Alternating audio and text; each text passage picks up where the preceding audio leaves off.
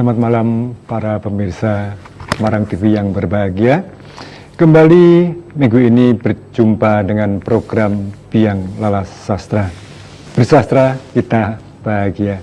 Saya Didik Supardi MS malam ini ditemani oleh seorang narasumber yaitu Mas Gunoto Sapari dan seorang pembaca puisi Francisca Ambar Kristiani. Para pemirsa, malam ini kami akan membahas tentang humor dalam sastra dengan mengupas karya-karya Profesor Eko Budiarjo almarhum. Tapi sebelumnya mari kita sapa dulu Mas Gunoto Sapari. Selamat malam Mas Gun. Selamat malam. Sehat Mas Gun? Baik.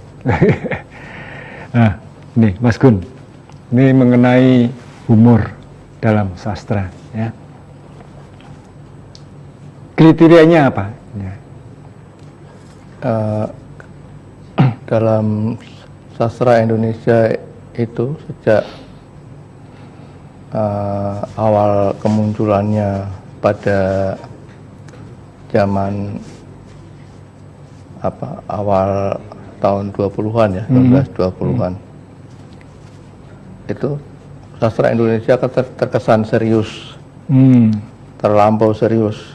Jadi temanya ya tentang kesedihan, tentang ketuhanan, tentang kerinduan gitu, juga tentang tema-tema sosial. Tetapi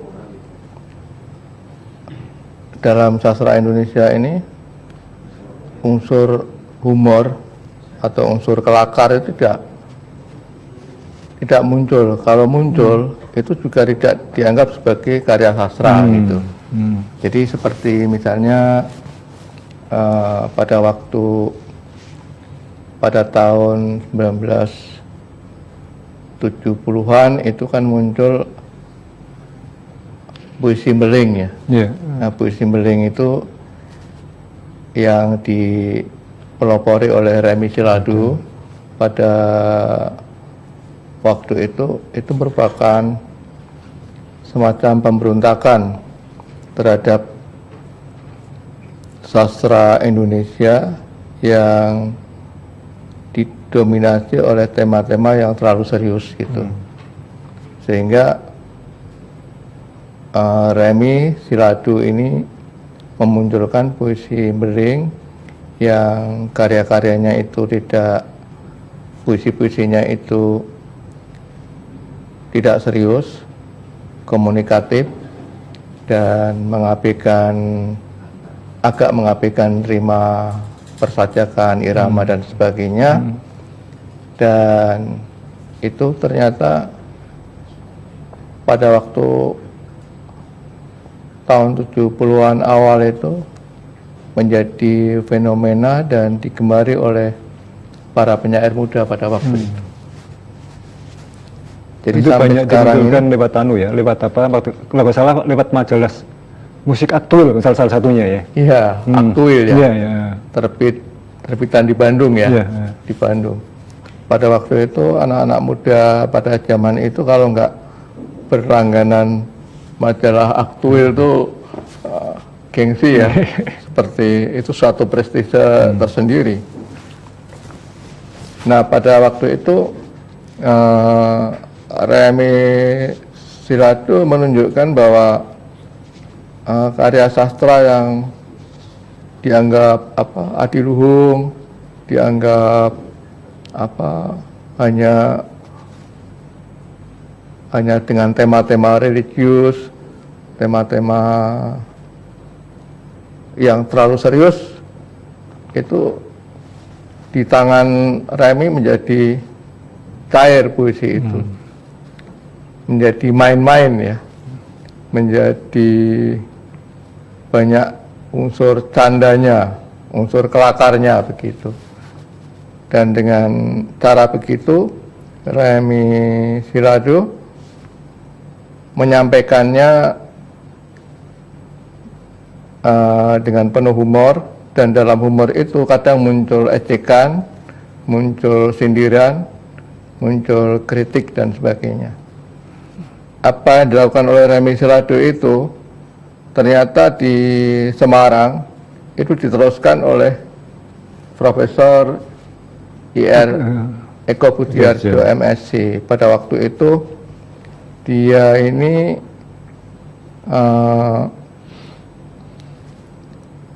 sebagai seorang arsitek pada waktu itu digoda oleh Pak Darmanto Yatman ya, koleganya di Universitas Diponegoro. Pada waktu itu, kamu itu nggak bisa bikin puisi kan gitu.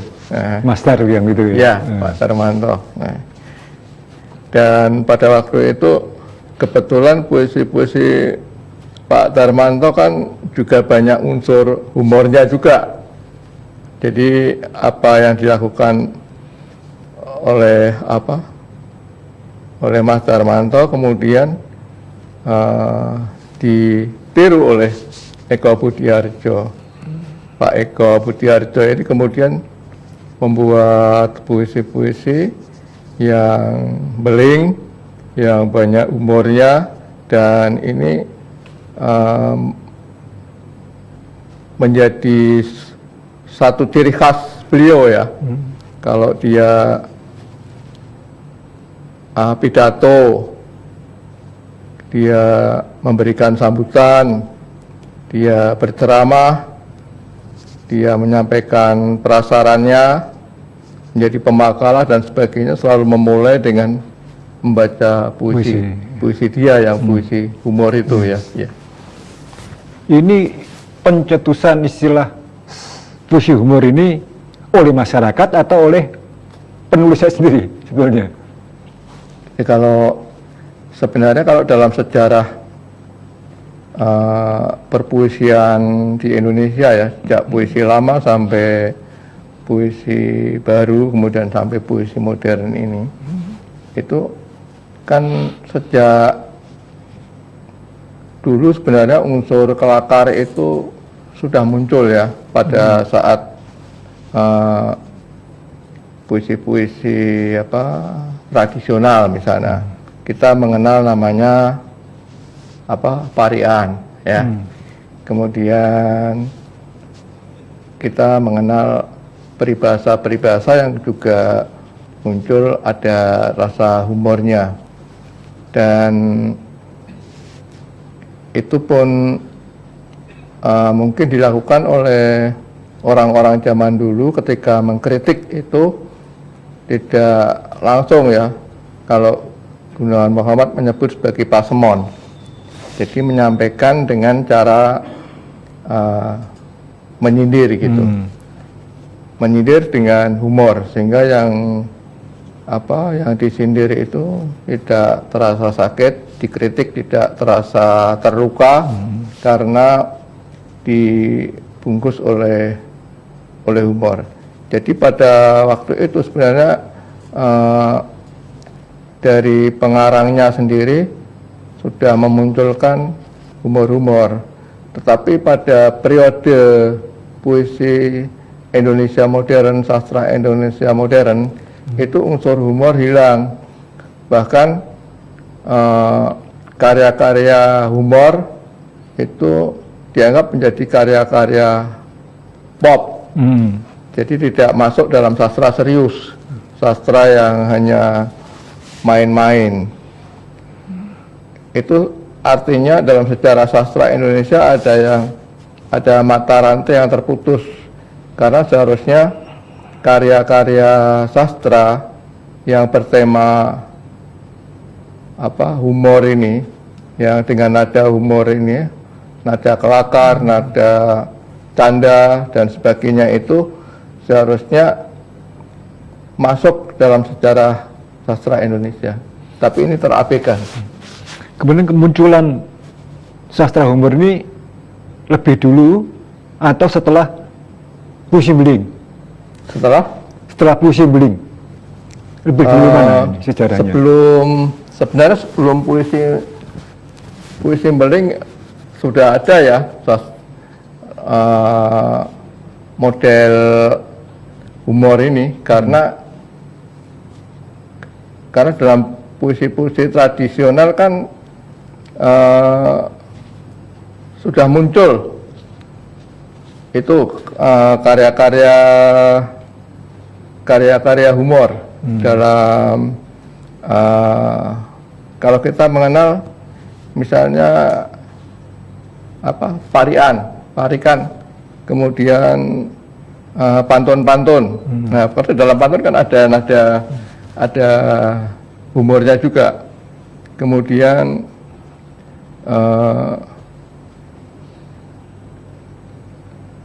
dalam tembang-tembang tradisional misalnya mocopat, kemudian itu kinanti, danang gulo, gambuh, itu muncul humornya. Iya.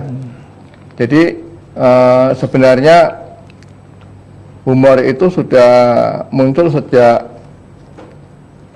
lama, zaman nenek moyang kita, tapi pada zaman modern, dalam sastraan modern itu hilang. Sampai kemudian Remi Siladu memunculkan puisi beringin. Atau mungkin dulu sejarahnya waktu pertama kali muncul ya, mungkin puluhan tahun yang lalu ya, mungkin belum dianggap sebagai karya sastra. Iya. Mungkin hanya sebagai bahasa pergaulan, atau mungkin ada kemungkinan itu, tahu tidak? Iya, pada waktu itu memang dianggap sebagai karya pop ya, karya populer. Jadi tidak masuk sebagai sastra serius. Seperti halnya dalam teater kan kita mengenal apa yang namanya lawak ya. Kalau sekarang stand up komedi. Ya. Itu dalam teater modern kan tidak masuk dalam teater. Kalau dalam sejarah teater Indonesia modern, Sri Mulat, kemudian grup-grup lawak itu tidak masuk dalam sejarah teater modern. Kemudian yang sekarang stand up komedi itu juga tidak dianggap teater. Seperti itulah kejadiannya, humor ini dianggap sebagai sesuatu yang tidak serius, tidak intelektual, tidak cendekia gitu ya, sehingga diabaikan, tidak diperhitungkan dalam kesenian Indonesia. Mungkin waktu itu belum dianggap sebagai karya seni mungkin ya. Iya betul. Itu masih dianggap sebagai karya pop, karya kids ya. Mungkin kalau sekarang mungkin dianggap seperti kalau cerpen Teen Beats mungkin gitu ya. Iya. Jadi itu untuk pangsa anak-anak muda. Ya, novel-novel anak muda memang yang dengan sampul yang seperti itu. Padahal harus kita akui itu pun merupakan karya sastra. Ya. Kemudian mengapa Mas Gun memilih untuk khusus mengupas karya-karya Prof. Eko untuk malam hari ini ya? Tapi jawabnya nanti setelah jeda iklan berikut ini. Ya.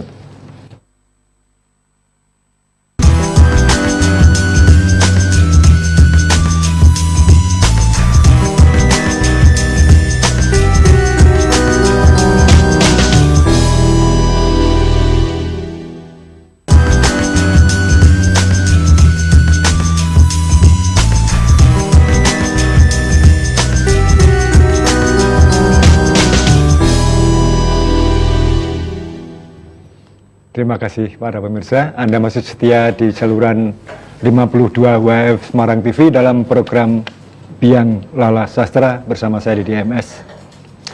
Baik, sebelum kami lanjutkan bincang-bincang tentang mengapa malam ini kami memilih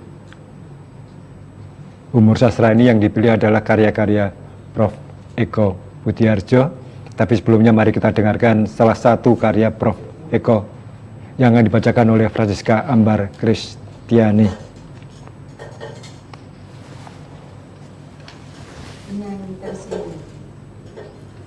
Dengan tersenyum, wajah akan tambah menawan. Dengan tertawa, badan akan menjadi lebih sehat.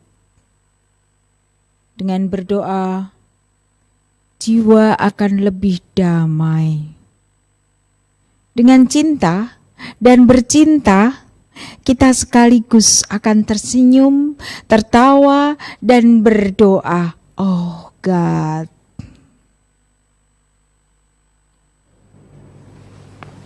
Sebuah puisi yang sangat pendek, ya.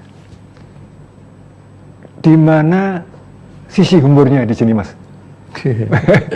Mas Gun, ini puisi apa? Dengan tersenyum ini. Yes.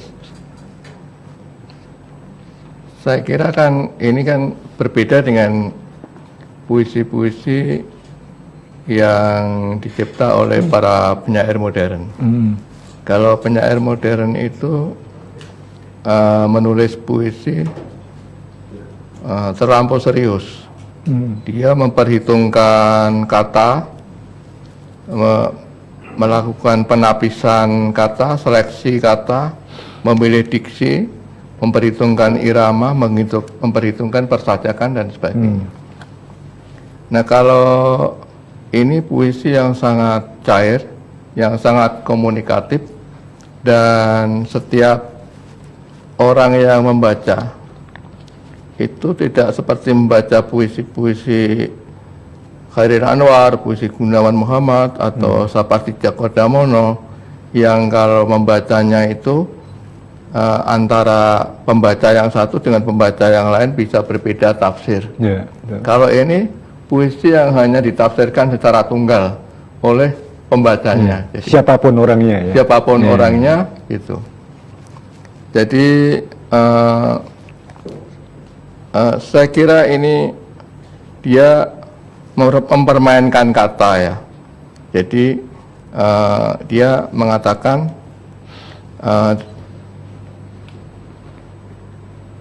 dengan tersenyum bisa membuat wajah tambah menawan. ya. Ya. Ya, ini kalau saya melihat kan dari puisi tadi, Ya. ini kan sebenarnya bahasa yang kalimat yang sering diucapkan oleh kebanyakan orang, ya. Ya, ya, Semacam betul. nasihat, ya. Ya. Jadi istilahnya kan dengan tersenyum wajah akan tambah menawan, ya, akan lebih enak dipandang orang, ya. Ya, ya, betul. Kemudian dengan tertawa badan akan jadi lebih sehat, karena dengan tertawa akan mengeluarkan racun tubuh entah sebagian, ya. Kemudian dengan berdoa jiwa akan lebih damai. Ini kan juga bahasa yang umum, ya. Dengan cinta dan bercinta kita sekaligus akan tersenyum, tertawa dan berdoa. Nah, ini yang mungkin akhirnya ini yang bisa diartikan God. Ya. Justru kata terakhirnya itu yang membuat kita Kita tertawa. tertawa, Sebenarnya puisi ini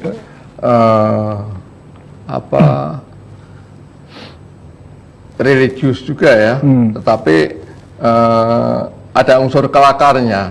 Jadi dia menyebut God. Jadi kalau ini ada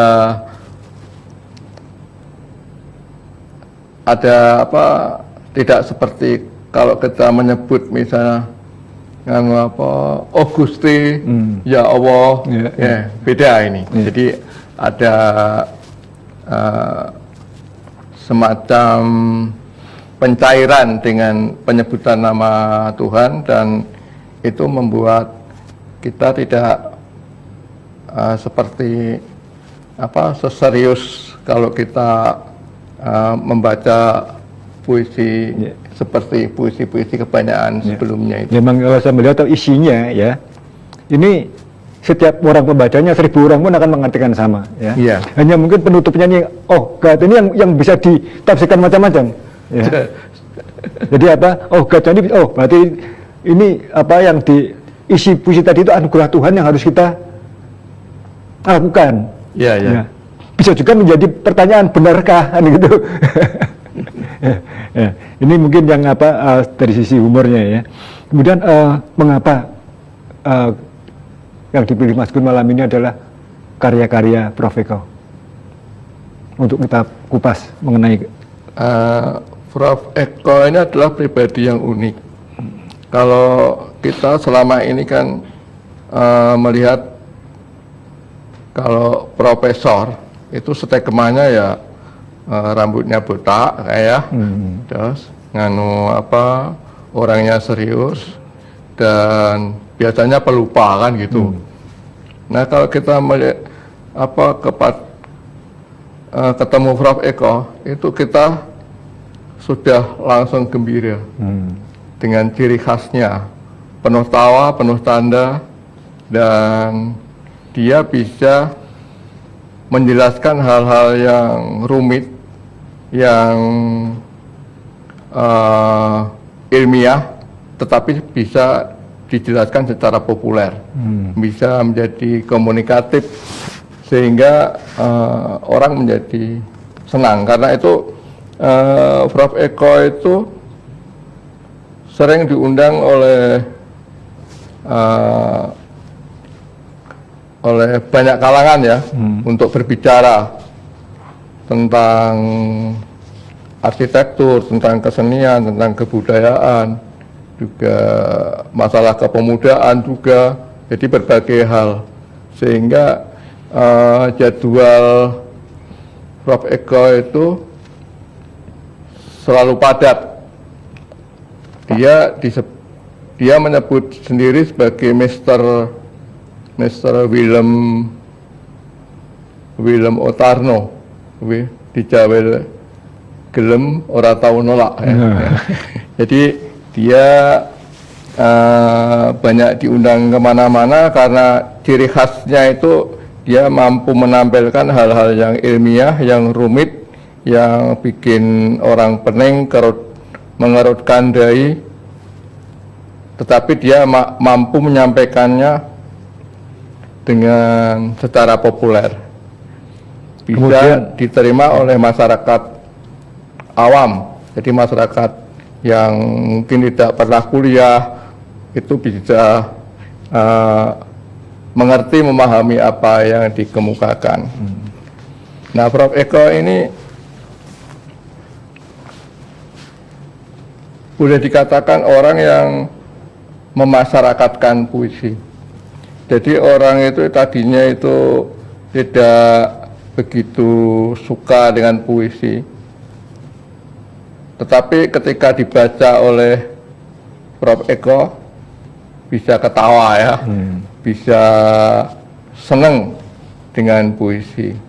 Jadi dia seperti orang yang mensosialisasikan puisi. Kemudian karya Prof. Eko yang mungkin berkesan di hati Mas Gun, ada? Ada yang mungkin bisa dibacakan kalau ada. Yang judulnya Susu. Oh. Susu ya.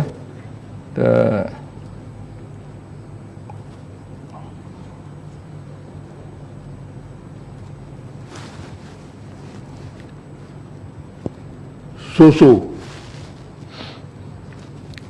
Kalau ingin seksi, rawatlah susu. Kalau ingin cantik, mandilah susu. Kalau ingin iseng, senggolah susu. Kalau ingin nikmat, isaplah susu. Kalau ingin berhasil, janganlah ke susu. Eko Budiarjo. Ya. Ini pembacaan puisi tadi membuat produser kita tertawa-tawa di belakang kamera ini. Ya, mungkin bagi orang yang mungkin mempercayai mendengarkan, mungkin juga tersenyum, tapi yang tidak atau belum bisa memahami karya sastra, mungkin akan berpikir puisi kok saru. Betul nggak itu? Kalau orang awam yang puisi kok porno kan gitu. Ya. Jadi mungkin sekali lagi ya, para pemirsa yang belum memahami karya seni ya, terutama sastra yang sedang dibahas ini, bahwa dalam karya seni sekali lagi saya sudah sering mengucapkan di sini, karya seni apapun harus dipandang, harus dibaca dengan kacamata seni, jangan dengan yang lain. Jika kalau dibaca dengan kacamata lain tidak akan bakal ketemu. Betul ya? Ya. Ya. Karya puisi harus dibaca dengan kacamata puisi. Ya. Nah, kalau dipahami atau dibaca dengan kacamata pornografi, ya nggak bakal ketemu kan gitu. Ya. Betul nggak Mas Gun? Iya, iya, iya, betul. Kemudian sejak kapan Mas Gun mengenal sosok Prof. Eko ini? Saya kenal dekat dengan Prof. Eko itu pada tahun 1993. Jadi sebelumnya memang sudah kenal karena beliau kadang mengantarkan naskah karya tulis artikelnya itu ke Wawasan pada tahun menjelang 90-an itu. Ini sebelum menjabat Iya. Tapi rektor. kenal sangat dekat itu pada tahun 93 ketika saya berada dalam kepengurusan Dewan Kesenian Jawa Tengah. Prof. Eko ini Ketua Umum Dewan Kesenian Jawa Tengah pada tahun 93. Yang sekretarisnya Mas Jawir waktu itu. Pertama kali ya. Sekretarisnya Pak Yudiono. Pak Yuda KS. Pada waktu itu Pak Jawahir awalnya Ketua Bidang Kreativitas. Ya. Jadi pada saat itu ketika itu karena bergaul dengan seniman, Prof. Eko ini sempat kaget juga gitu. Jadi kalau di kampus itu orang ketemu dia selalu manggilnya Prof. Eko. Ya. Kalau di kalangan seniman kadang orang manggil Eko saja gitu. Eko ya kayak gitu. Sehingga dia sempat kaget, tapi akhirnya bisa menyesuaikan diri, berbaur, dan dia begitu senang ya bergaul dengan para seniman. Dia menerima kedatangan para seniman di rumahnya kapan saja. Kalau dia ada di rumah itu pasti diterima. Dia juga sampai omongan-omongan yang tidak bermutu dari kalangan seniman, kan ada seniman-seniman yang ngajak begadang gitu. Dia menerima itu. Yang menarik itu Prof. Eko itu begitu cepat membalas setiap SMS. Jadi tanpa asisten ya. Wah, di tengah kesibukannya yang luar biasa itu mengherankan karena dia begitu cepat membalas. Bahkan ketika dia berada di luar negeri, berada misalnya di Bangkok, di Amerika dan sebagainya, itu mengherankan, dia begitu cepat membalas SMS. Dan katanya beberapa teman seniman ini bahkan SMS yang tidak mutu-mutu itu dibalasnya juga ya, gitu. Ya, baik Mas. Jadi sangat sangat akomodatif, sangat care, dan dia juga gampang menaruh simpati, menaruh empati terhadap masalah-masalah yang dihadapi oleh para seniman teman-teman itu. Ya, baik. Para pemirsa, mari kita dengarkan lagi sebuah puisi karya Prof. Eko oleh Francisca Ambar Kristiani. Pintu. Bila satu pintu tertutup, carilah pintu lain yang terbuka. Bila semua pintu tertutup, carilah jendela yang terbuka. Bila semua jendela tertutup, carilah atap yang terbuka. Dan bila semuanya tertutup, carilah pintu yang tidak pernah tertutup. pintu doa. Eko Budiharjo. Nah, ini ada nuansa religiusnya ini. Iya. Iya, tapi tetap dikemukakan dengan nada humor ya. Ya, Jadi kalau semua pintu tertutup kan masih ada jendela kan gitu. Kalau semua jendela tertutup ada atap anunya gitu. Di istilahnya apa? Ini bisa dipahami sebagai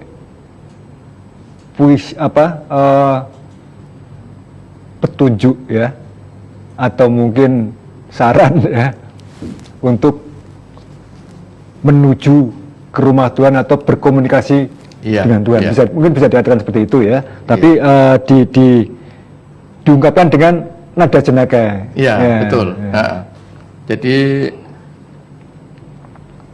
meskipun apa yang disampaikan itu sesungguhnya serius ya, tapi penyampaiannya ada nada humor ya.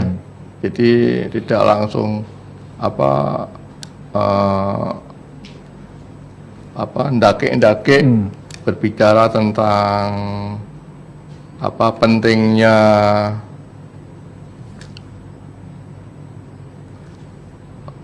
pentingnya berkomunikasi dengan Tuhan, pentingnya berdoa dan sebagainya.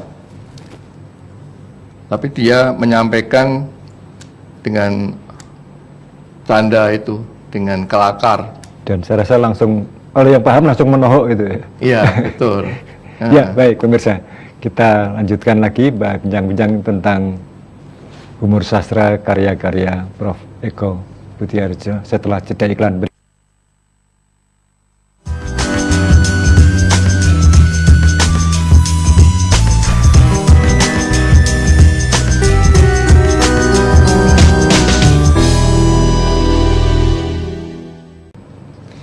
Terima kasih pemirsa, Anda masih di saluran 52F Semarang TV dalam program Biang Lala Sastra bersama saya di MS.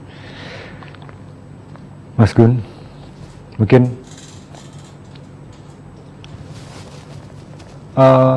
Prof. Eko sudah membukukan karya-karya ini, sudah membuat antologi puisi, sudah membuat. Iya, itu judulnya Inilah Saatnya, kemudian dari ayunan ke liang lahat, kemudian kehidupan dan kematian. Jadi ada 3 antologi. Itu tunggal atau bersama dengan kawan-kawannya? Oh, kalau yang bersama ada yang Mahaduka Aceh, kemudian puisi-puisi penyair Jawa Tengah. Jadi ada yang tunggal, ada yang bersama. Kalau yang tunggal itu yang berjudul Inilah Saatnya. Juga isinya tentang apa? Ada nada humornya semua isinya. Kalau yang ini Inilah Saatnya itu 100% humor. 100% ya, humor ya. Penuh kelakar. Kemudian kalau yang dari ayunan sampai liang lahat memang sebenarnya unsur kelakarnya, nadanya itu ada, tapi tidak setajam Inilah Saatnya. Itu yang pertama atau yang buku keberapa Inilah Saatnya? Itu itu bersamaan ya, peluncurannya pada saat ulang tahun Prof. Eko yang ke-70. Waktu begitu sih bukan ya? Sebulan sebelum beliau wafat ya. Ya. Kurang lebih sebulan sebelum beliau wafat. Baik, mari kita dengarkan lagi karya yang lain. Silakan Ambar.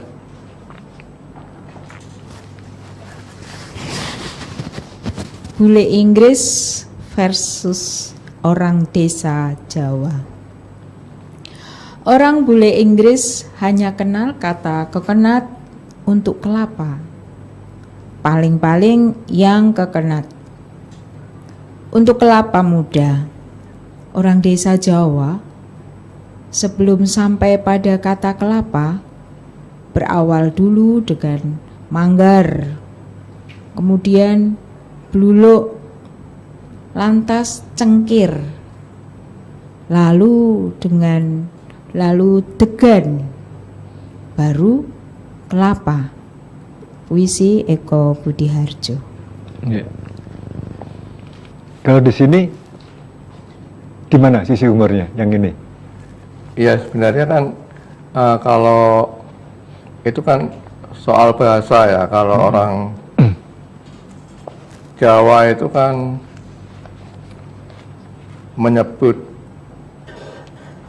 apa barang atau nama hewan atau nama tumbuhan dan sebagainya itu tidak seperti orang bule sana. Jadi misalnya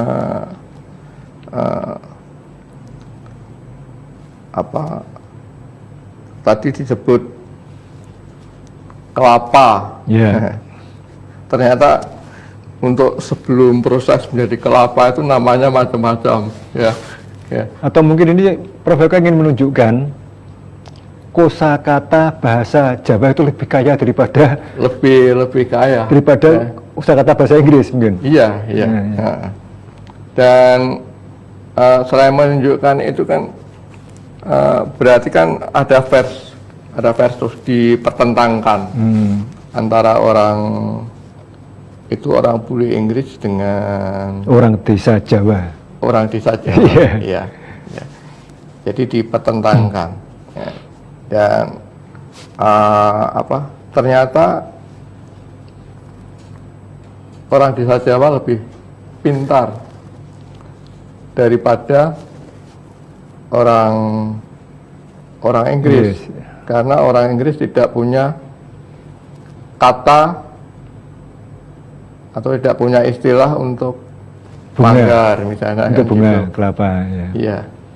Jadi lebih kaya dan itu sisi humornya kan di situ.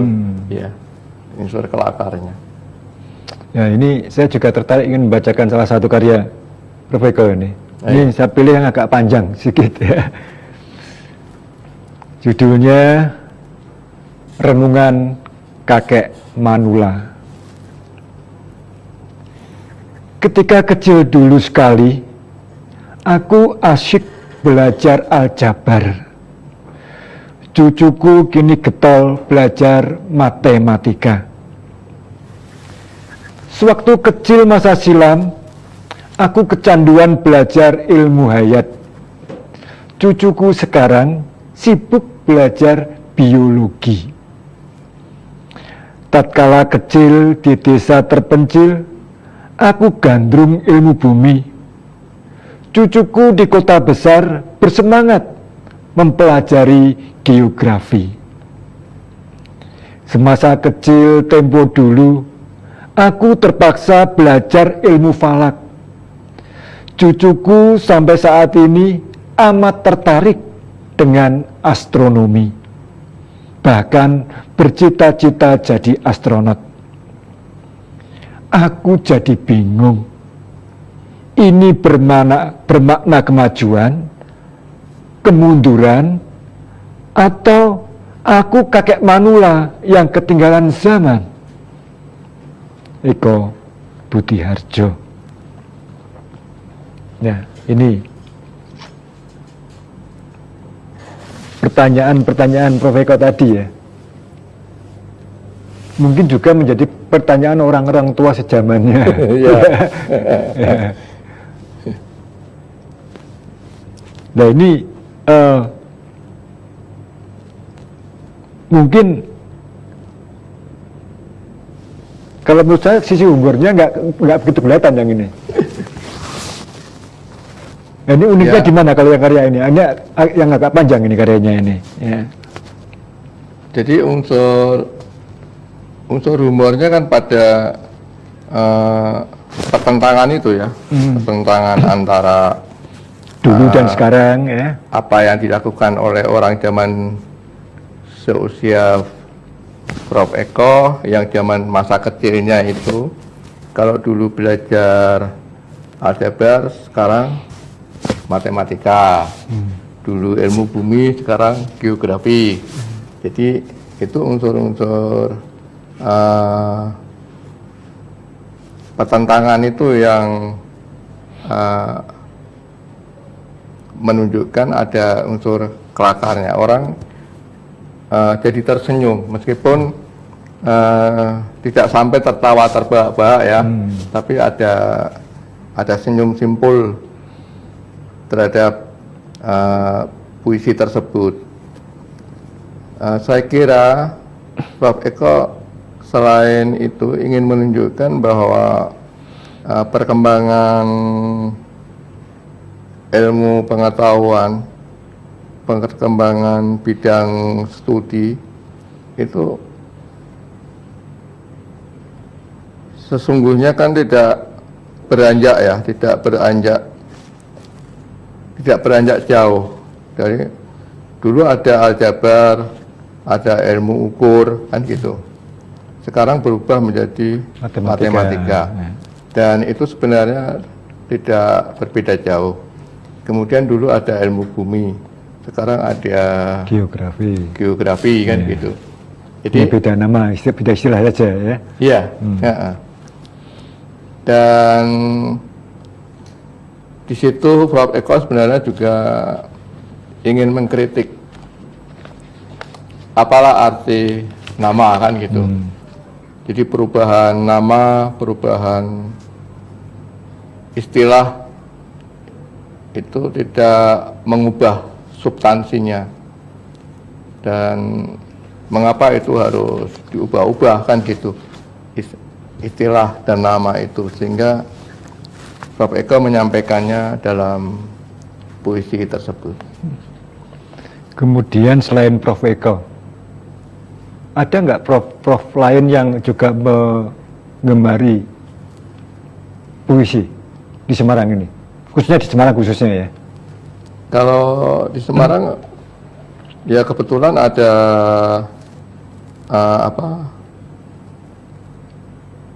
Profesor Muladi ya. Prof. Muladi. Kemudian Profesor Satipto Raharjo. Lalu Profesor Sujarwo itu kebetulan menulis puisi juga. Puisi itu puisi yang serius kan. Dan memang berbeda dengan mereka, Prof. Eko ini yang dominan adalah unsur kelakarnya. Dan sampai saat ini kalau orang menyebut nama-nama penyair Semarang, itu Prof. Eko selalu terlewatkan. Dan ini saya kira sangat disayangkan, sehingga kita perlu barangkali membuat peta atau pemetaan atau semacam penulisan sejarah perpuisian di Semarang, dan nama Prof. Eko harus disebut. Ya memang setahu saya selain Prof. Eko itu ada Prof. Mujahidin Thohir. Dia kebetulan di orang sastra. Ya? Iya. Prof. Cacep Rohandi. Prof. Cacep pelukis, orang seni rupa ya. Ya, Jadi ada dekat dengan kesenian ya. Saya memang mengenal beberapa kali ketemu Prof. Eko, memang salah satunya di rumah Prof. Cacep ini. Kan Prof. Cacep kan rutin mengadakan acara dulu di rumahnya. Tapi semenjak meninggal istrinya, sekarang saya tidak mendengar lagi apakah masih ada atau tidak itu. Mungkin ada karya lain lagi, Mas Gun, yang ingin dibacakan? Karya Prof. Eko masih ada? Oh gitu, ya. Mungkin masih ada dua ini, satu dibagi aja, nanti Mas Gun satunya Ambar.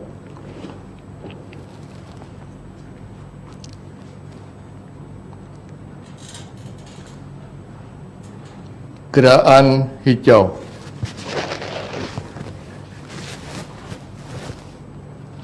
Hijaunya daun bermakna pertamanan. Hijaunya dinding berarti lumutan. Hijaunya uang serupa dolarnya Barack Obama. Hijaunya politik mirip warna Partai Persatuan Pembangunan. Hijaunya mata adalah keserakahan. Seluruh dunia menggalang gerakan hijau. Planet hijau, negara hijau, kota hijau, arsitektur hijau, industri hijau. Kenapa di Republik ini kebanyakan yang hijau adalah matanya?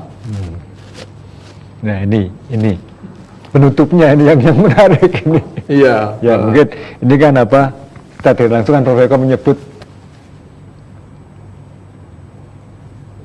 di Indonesia yang banyak kan koruptor kan gitu ya. Iya. Ya kalau melihat uang orang-orang Indonesia, matanya semuanya hijau kan, itu maksudnya. Ya. Itu kan banyak koruptornya dibandingkan koruptor, penghijauan yang sebetulnya kan begitu. Ya.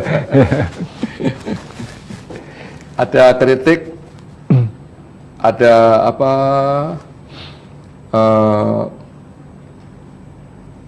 terhadap orang-orang Indonesia, masyarakat Indonesia, tetapi dia menyampaikannya dengan unsur kelakar kan ya.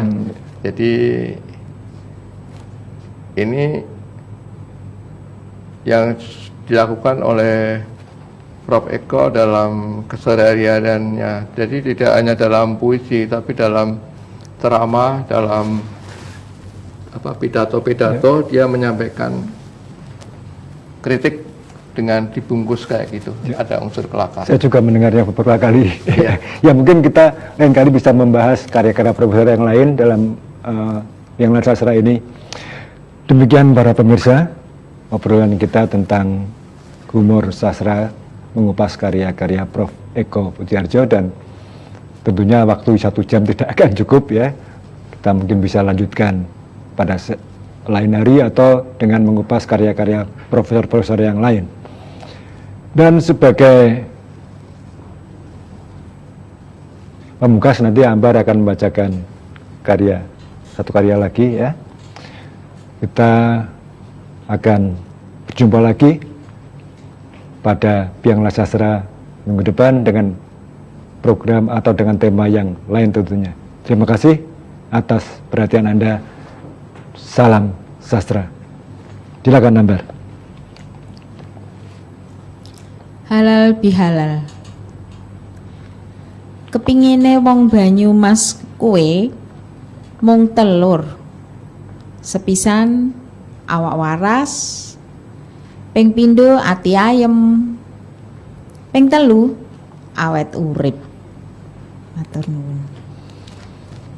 Wisi Eko Butiharjo.